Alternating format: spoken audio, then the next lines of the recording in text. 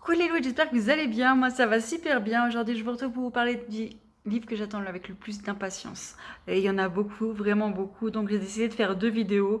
Celle-ci sera sur les livres que j'attends impatiemment en 2019. Et dans les prochaines semaines, il y aura une pour 2020. Comme ça, voilà. Il y en a déjà 10 pour 2019. Donc, vous comprendrez pourquoi je n'ai pas tout fait en une vidéo. Donc, voilà. 10 livres que j'ai déjà précommandés. Oups. Donc je vous demande sincèrement de me rejoindre dans ma décadence livresque. S'il vous plaît, venez faire des LC avec moi parce que je me sens seule et je me sens coupable d'avoir acheté tout ça déjà rien que pour la fin de l'année. Quand je dis je n'achète rien d'autre sauf que des précommandes, mais en fait c'est sûr que si on a plusieurs par mois, je vais pas m'en sortir financièrement. Mais bon, c'est pas grave. Je suis contente d'avoir acheté ces livres. Et le premier livre dont je vais vous parler est déjà sorti. C'est un livre qui est sorti le 23 juillet aux éditions Del Rey. Ce livre, c'est... Je vais vous montrer les couvertures quand même. Mais si, ça prend du temps. Si vous voyez mon installation. Bref. Ce livre, c'est Gods of Jade and Shadow de Silvia Moreno Garcia. Ouais, donc aux éditions Del Rey. Je vais essayer de vous faire un petit zoom de la couverture. Elle est trop belle. Elle est tout dans les turquoises et les violets. Et voilà. Et en plus, le sujet est intéressant, ce qui est quand même pas mal. Ça parle de mythologie maya. Je n'ai jamais rien lu au sujet de la mythologie maya et du folklore mexicain. Donc, je suis super impatiente. J'adore tout ce qui est mythologique. Donc, voilà. Je suis très impatiente de découvrir ce livre. Voilà. Et je ne donne pas pour ce livre un résumé détaillé parce que j'ai pas voulu me spoiler, mais par contre sur l'article qui va apparaître sur mon blog que je mettrai en lien, vous aurez tous les quatrièmes de couverture de tous les livres que je présente là. Comme ça vous pourrez, sans aller chercher chaque fois sur Goodreads, livre par livre, vous aurez tout en une fois. Si ça vous intéresse, vous pouvez cliquer sur le lien dans la barre d'infos. Voilà. Il y en a, je vais vous en parler, et d'autres, j'ai préféré ne pas me spoiler avec la quatrième de couverture, donc je ne peux pas vous en parler en détail. Donc, voilà. Donc là, ça va être drôle. Est-ce que ça marche? Ouais, ça marche pas. C'est pas grave. C'est pas grave, c'est comme d'hab. Prochain livre. House of Salt and Sorrow de Erin et Craig. C'est aux éditions de l'Accord Presse. Il est sorti le 6 août aussi, je ne l'ai pas reçu. Bon, il est sorti il y a une semaine en arrière, quoi. Donc, c'est une réécriture du conte des frères Grimm de 12 Dancing Princess. Je ne sais pas du tout comment ça s'appelle en français. Je n'avais jamais entendu parler de ce conte. Et c'est pour ça que je ne vais pas lire la quatrième de couverture non plus. Elle sera aussi sur le blog. Mais ouais, j'avais pas envie de me spoiler, mais ça a l'air super intéressant. Et la couverture est juste trop belle. Il y a des tentacules, il y a des petites perles. Il y a... ouais, j'aime trop. C'est très marrant. Je crois que le manoir où elles habitent, les 12 princesses, c'est au bord de l'océan, si je ne me trompe pas. C'est pour ça que c'est tout sur la thématique marine. Je ne sais pas du tout de quoi ça parle, mais voilà. J'ai pas envie de me spoiler, j'ai vraiment envie de découvrir ça pleinement. Et j'ai mon chat qui fait des conneries, évidemment. Tu arrêtes de trafiquer, petit chat. Désolée. Donc voilà. Sinon, troisième livre que je vous présente, c'est There We Come a Darkness de Cathy Rose Poole aux éditions Henry Holt Book qui sort le 3 septembre. Donc la même chose, je n'ai pas lu en détail le synopsis, ouais, la quatrième de couverture. Je sais juste que ça parle d'une prophétie qui réunit 5 personnes qui leur destin vont se croiser en fait pour finir. Donc je sais juste ça et ça a l'air vraiment trop intéressant. Et s'il vous plaît, regardez-moi cette couverture, je sais pas si vous voyez bien. Parce que bon, sur le blog il y a la quatrième de couverture, mais il y a aussi la photo. Donc si vous voulez plus de détails sans chercher livre par livre, vous êtes des bienvenus. Je suis trop fan. Voilà, on voit les 5 protagonistes. Je pense qu'il y aura bien le voleur, la princesse, le chevalier, le machin comme ça, mais c'est de la fantaisie. En général, tout ce que je vous présente là, c'est de la fantaisie. De la fantaisie ou de la dystopie? Je crois qu'il y a, oui, il y a une dystopie. Donc voilà. Ça, c'est pour celui-ci. Le prochain livre, le quatrième, c'est The Beautiful de René Hadi. Aux éditions Putnam, qui sort le 8 octobre. J'en ai beaucoup entendu parler. Je connais quelqu'un qui l'a lu parce qu'elle a eu l'arc à la YAC à Londres. Donc voilà, il paraît qu'il est super bien. Donc je me réjouis. Puis la même chose, cette couverture, elle est juste tellement belle. Avec le calice et les fleurs qui tombent, on dirait ouais, du sang, parce que ça parle de vampires. Oui, ça parle de vampires qui vivent aux yeux de tous à la Nouvelle-Orléans au 19e siècle. Et d'une fille qui quitte Paris pour la Nouvelle-Orléans. De ce que j'ai compris, c'est un petit peu ça, le décor. Donc ça a l'air vraiment très très sympa. Ça fait longtemps que j'ai pas lu vraiment un truc de vampire. Mais j'aime trop l'ambiance de la Nouvelle-Orléans, donc je me réjouis beaucoup aussi de ce livre. Bon, en fait, je me réjouis de tous les livres, donc je vais arrêter de le dire, mais je sais que je vais le redire, mais voilà. Alors, sinon, le 5e livre, c'est Find Me de Tahereh Mafi. En fait, c'est Reveal Me, la nouvelle Reveal Me sur un des personnages. Je vais pas vous dire quoi que ce soit parce que si vous n'avez pas lu, ben, ça risque de vous spoiler quelque chose.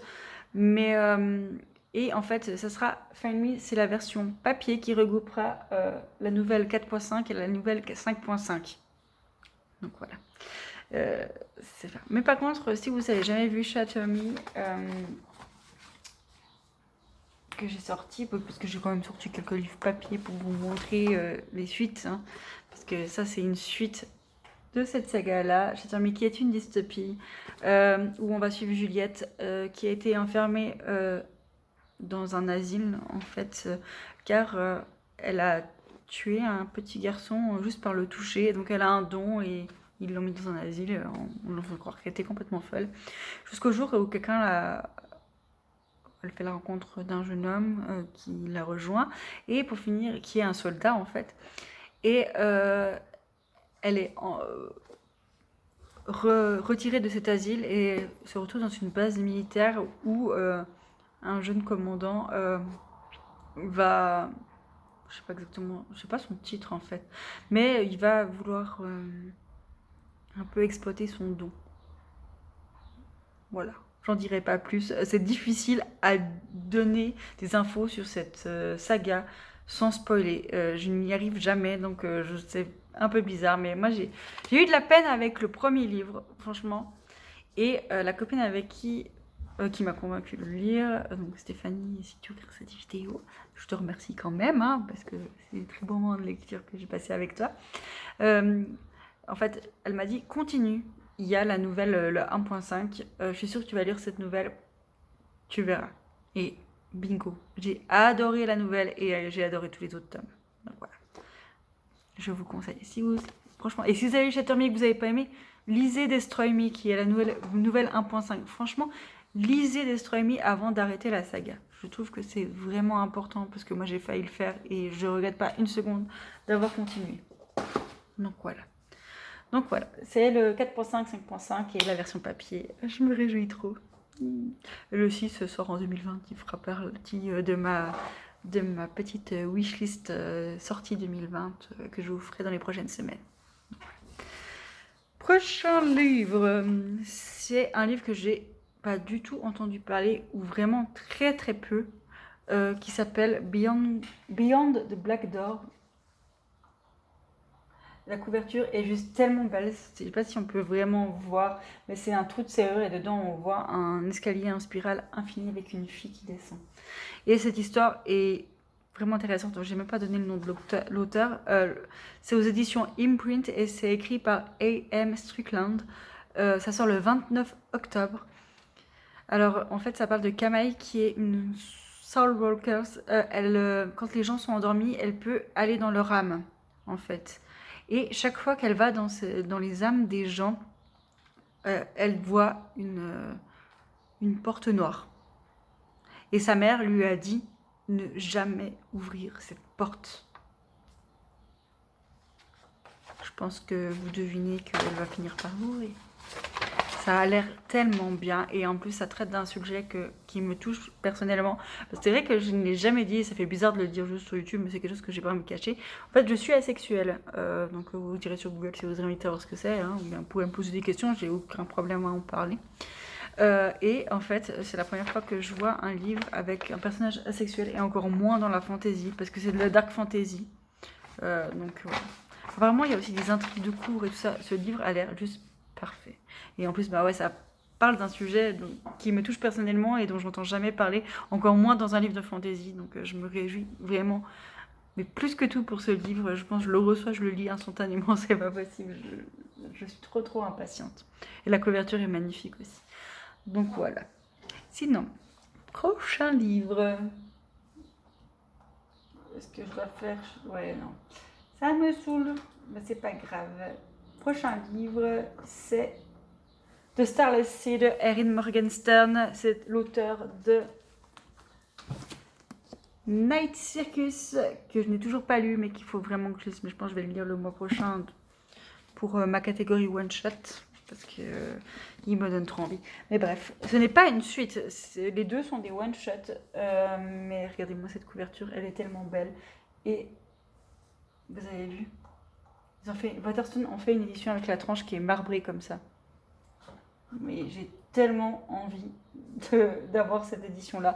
Et je vais à Londres en novembre parce qu'il sort en novembre. Il sort le 5 novembre pour être exact. Je vais en fin novembre, donc j'espère pouvoir le trouver. Je l'ai précommandé, mais je suis pas sûre que ça vienne dans cette édition-là. Hein, donc si ça vient pas dans cette édition-là, je pense que je rachèterai l'autre si je la trouve à Londres. Mais c'est aux éditions Doubleday. Donc l'histoire, c'est Zachary découvre un livre qui contient une histoire qui s'est passée dans son enfance. En fait, il va suivre des indices qu'il y a dans ce livre qui le mèneront dans une librairie, si je me trompe pas. Mais vraiment... non, ils vont le mener dans un souterrain où il y a une porte et derrière, il va y avoir une librairie et ça va ouvrir sur des mondes magiques, en fait. Sur divers mondes magiques. J'en sais pas beaucoup plus, mais ça a l'air une histoire de fou et hyper originale. Il m'en a pas fallu plus. En plus de la couverture, qui est juste magnifique, pour craquer. Donc voilà. Donc le 5 novembre. Donc voilà. Oui. Sinon, le prochain livre, je suis perturbée parce qu'en fait il y a quelqu'un qui m'appelle. Donc je vais pas lui répondre maintenant, on est d'accord. Mais du coup j'ai été perturbée. Voilà, comme ça vous savez pourquoi. Voilà. Bref, je ne sais plus ce que je disais maintenant. Ah, mais ça m'a vraiment perturbée, je suis désolée. Prochain livre, oui, qui sort le 7 novembre, qui en fait qui est une nouvelle édition. C'est l'édition des 10 ans de Clockwork Angel, donc le tome 1 de Infernal Devices de Cassandra Clare, qui est dans la saga Shadowhunters. C'est un livre qui se passe en fin 19e à Londres. C'est un peu légèrement steampunk, c'est pas non plus du pur steampunk, mais il y a quand même une bonne vibe steampunk. Et j'ai pas trop aimé au début, mais je me réjouis de le lire pour pouvoir découvrir en fait la suite. En fait, en sachant de la suite, j'aimerais pouvoir redécouvrir celui-là et le voir, parce que c'était pas forcément un gros coup de cœur, hein, on dirait vraiment, non, je lui ai mis 3 étoiles je crois, parce qu'il m'a saoulé. Parce que je suis pas très steampunk, j'ai pas de sensibilité pour ça.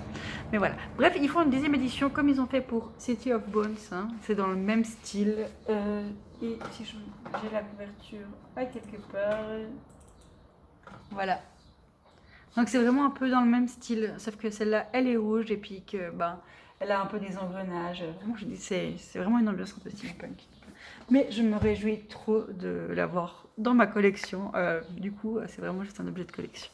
Et il y a des illustrations dedans et tout, donc je me réjouis. Sinon, le prochain. Ce livre. Je crois que chaque fois que je vois un fan art de cette, ou bien quelqu'un parle de cette saga, je retombe dans un book hangover. J'ai l'impression d'être dépendante totalement. Même quand je me dis, j'oublie un petit peu, chaque fois je retombe totalement dedans et je déprime parce que je veux la suite. Et en fait, je me retiens de ne pas les relire tout le temps. Bref, ce livre qui va sortir, c'est Queen of Nothing de Holly Black, qui est la suite de The Cool Prince et Wicked King.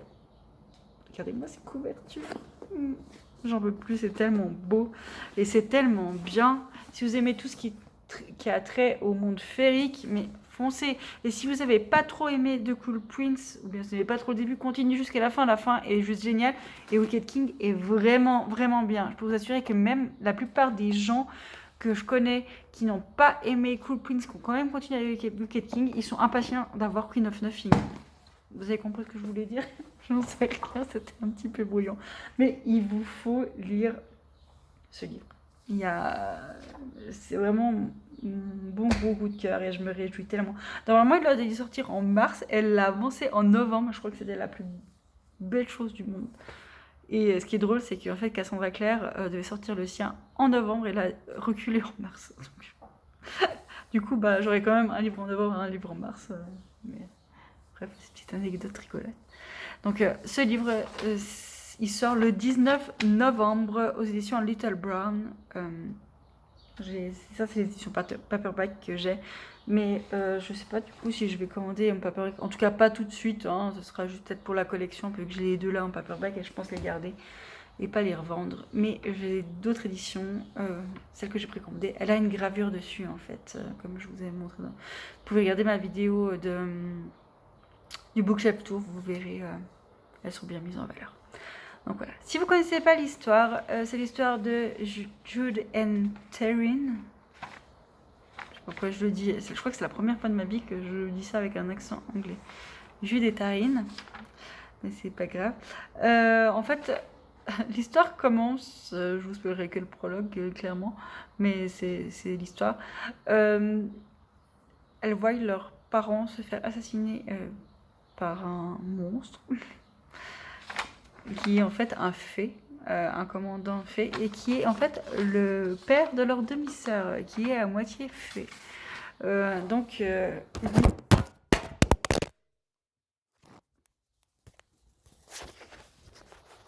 vais clairement pas tout recommencer ma vidéo, mais bon, vous avez eu sûrement peur.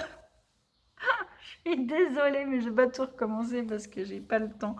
Mais je suis désolée pour cette dégringolade et ce bruit. Vous aurez une crise cardiaque en même temps que moi. Oh, non. Je suis vraiment désolée. Mais bon, bref, je disais, je ne sais plus. Donc, ce commandant fait a vraiment aimé leur mère. Donc, il va prendre les deux filles sous son aile dans le monde féerique. Sauf que des humains qui vivent dans le monde féerique, elles sont pas trop bien acceptées.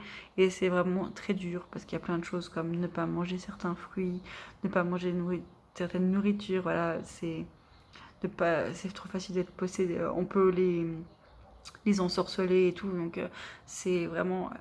voilà. C'est un univers énorme d'intrigues, un peu de cours, de manipulation. Ce livre joue sur les mots tout le temps. Je pense, en fait, en relisant le premier, on se rend compte qu'il y a plein de petits trucs de... Ouais. Elle joue avec les mots tout le temps. En fait, elle dissimule des indices partout. Partout. Voilà. Mais franchement, lisez-le. J'ai rien d'autre à dire. Et sinon, et je viens de me rendre compte que j'ai pas pris le livre. Alors je vais me lever, hein. Vous allez voir mon super leggings, je pense. Mon super leggings va du jour.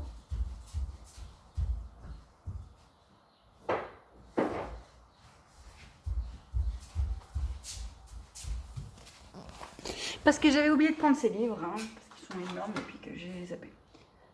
Donc voilà.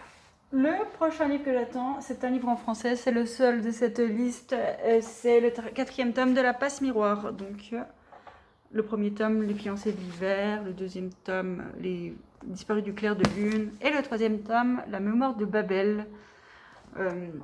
J'aime beaucoup cette histoire, c'est un univers qui est assez difficile à rentrer dedans. Dans le premier, j'ai eu un peu de peine, mais en fait, je sais toujours pas si c'est un coup de cœur ou pas, parce que c'est tellement particulier que j'arrive pas forcément à me mettre dedans tout le temps à fond, mais j'arrive pas à décrocher non plus. Donc voilà. Donc c'est le 4e tome qui va sortir le 28 novembre. Donc si vous ne connaissez pas cette histoire, c'est l'histoire de Ophélie. Ophélie qui a un don, elle peut, en touchant des objets, connaître leur passé. Donc elle peut connaître des choses sur leurs anciens propriétaires aussi. Donc c'est plutôt intéressant et pratique dans certains cas. Et aussi, elle a le pouvoir de voyager à travers les miroirs, en fait. Pas sur des grandes distances, mais elle peut passer d'un miroir à un autre, d'une pièce à l'autre. Donc c'est plutôt aussi pratique quand même. Donc voilà. Et en fait, Ophélie va être promise à un jeune homme et elle va le suivre dans sa contrée et en fait elle va se rendre compte qu'elle est peut-être en danger et qu'il y a énormément d'intrigues de cour, de... Voilà. Tout ce qu'elle a vécu jusqu'à maintenant va être bouleversé et elle va vraiment devoir lutter pour sa survie mentale et physique, je pense. C'est ouais, c'est vraiment quelque chose de hyper complexe et intéressant. L'univers est fou. J'ai jamais vu un univers dans ce genre, hein, qui traite un peu quand même de mythologie, mais inventé, hein, rien à voir avec ce qu'on connaît. Bref, voilà.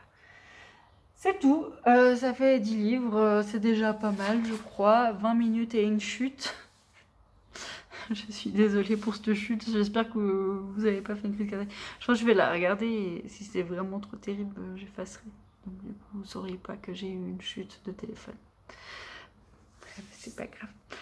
Du coup, bah ouais, je suis hyper contente de ces prochaines sorties et je me réjouis de les recevoir. J'espère que vous avez découvert des choses, que vous avez eu envie de lire des livres que vous hésitiez à commander et tout. Donc voilà. Moi, vraiment, je suis très impatiente. Je pense que le plus impatiente que je suis, c'est Queen of Nothing quand même. Mais Beyond the Black... Beyond the Black Door aussi, vraiment beaucoup. Je pense que c'est les deux là. Ouais. Sur ce, je vous souhaite une très très belle journée et je vous souhaite de bonnes lectures, tout simplement. Ciao, ciao les loutous.